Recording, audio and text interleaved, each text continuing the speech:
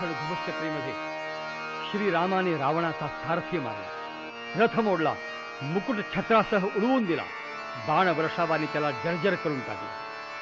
तो हतबल झाला आहे असं पाहून श्रीराम उदारपणे म्हणाले, रावणा तू परत जा, थकला आहेस, उद्या परत ये। अपमानित अवस्थेमध्ये रावण परत आला आणि मग त्यानं आपला धाकटा भाऊ जो कुंभकर्ण त्याला जागा करण्याची राक्षसांना आज्ञा दिली।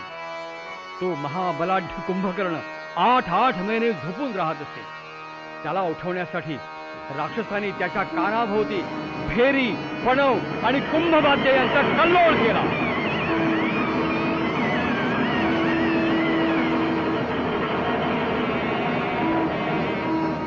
अंगावरून हत्ती गेले तरी शरीरावरचे केवळ रोमांच हल्ल्याचा त्याला भास होईल, इतका तो कुंभकर्ण भयंकर आकाराचा होता। कुंभकर्ण जागा झाला। रावणानं त्याला आपल्या पराजयाचं वृत्त सांगितलं आणि अत्यंत काकुळतीनं त्याच्या सहाय्याची याचना केली। कुंभकर्ण थोडं हसत म्हणाला, योग्य समय जागविले बांधवा मला, योग्य समय जागविले बांधवा मला, लंकेवर काळ कठीण आज पातला, लंकेवर काळ कठीण आज पातला।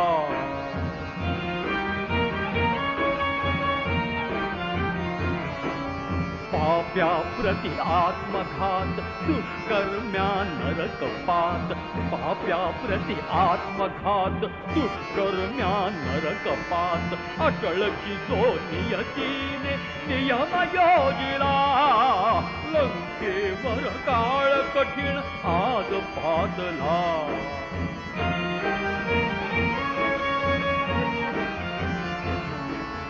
तव मानसी आत्मगर्व विषमय तव आयु सर्व, तव मानसी आत्मगर्व विषमय तव आयु सर्व, बोध शब्द कठीण मधुर तुझसी लागला, लंकेवर काळ कठीण आज पातला।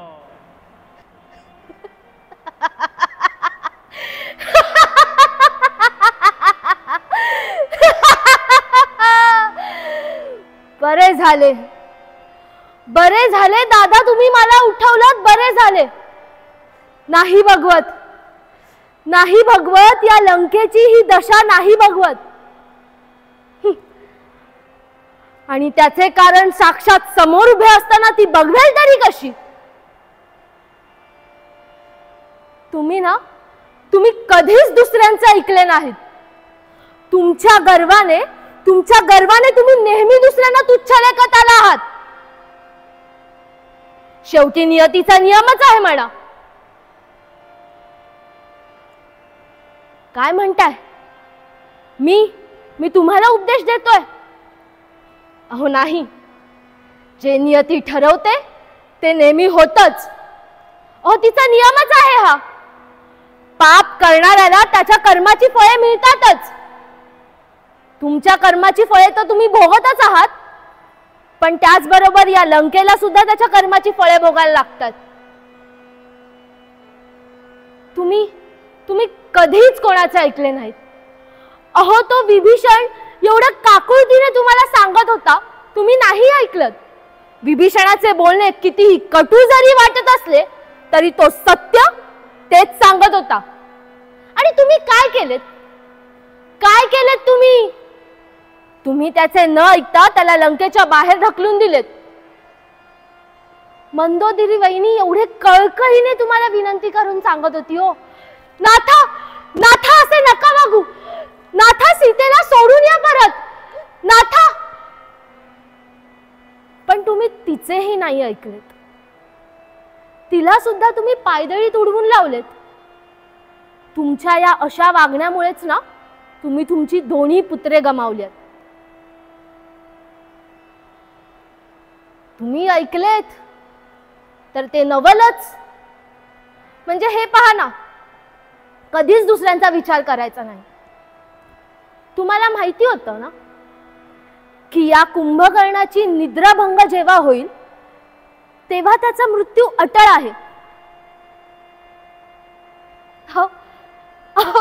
अहो असे घाबरू नका. मी तुम्हाला उपदेश देतोय असेही समजू नका. तुम्ही माझे मोठे बंधू आहात आणि तुम्हाला दिलेला शब्द या कुंभकर्णाला त्याच्या प्राणाहून प्रिय आहे.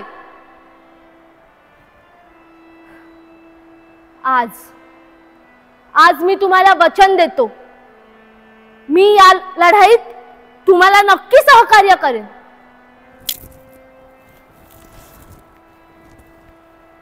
दादा, मला आशीर्वाद द्या. मी यशस्वी होऊनच परत येईन.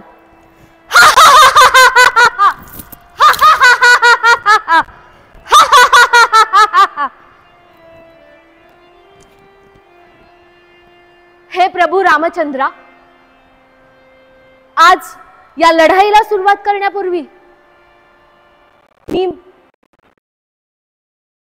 प्राण अर्पण करू इच्छितो.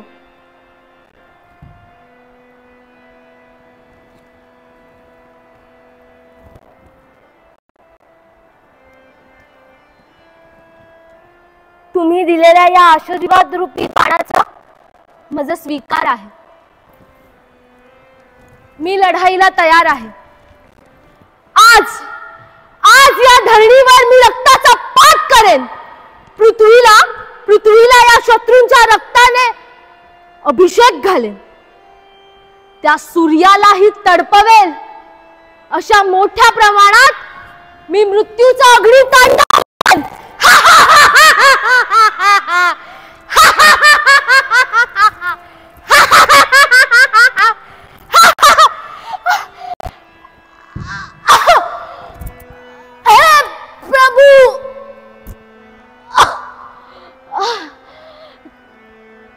तुमच्या हातून माझा मृत्यू आहे हे मला आधीच ठाऊक होते. आज